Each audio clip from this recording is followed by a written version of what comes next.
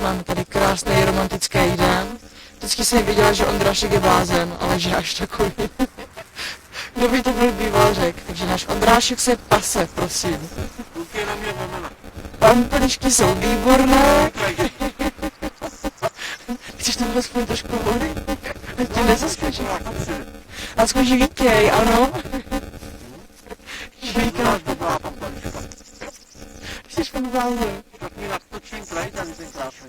Tak a tady máme Černobyl, pokračujeme. Tak, tady procházka přírodou, tak, na tady si další dávku. Živíky, jásko, je to zdravé. A ten ti bude chutnat. A tady fakt těch pampelišek. Těch pampelišek je hrozně moc. Vidíte to? Vidíte to? Šílenec. Výborné, chutná ti to. Máš ještě... To už si přerušil. To už si přerušil, jako ty další dávku.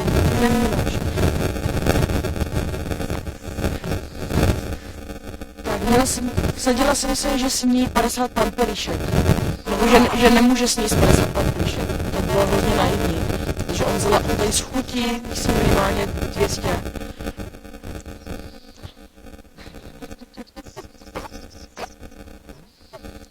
Ondrášku. Tak já jdu nazbírat lístečky a to smuty, jo?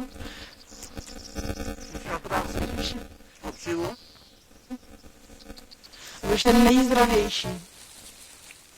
Potkáme ti tady ještě ve 150. Potkáme ti tady ještě ve 150 na louce. A budeš se pořád pást. Tak jo, koukeš si. Od pampelišek, tak ty úžasná věc. Tak a to smuty určitě, no. Zkoušíme. Takže lidi, vy, co jste nemocní, tak jste pampelišky. A uvidíte výsledek.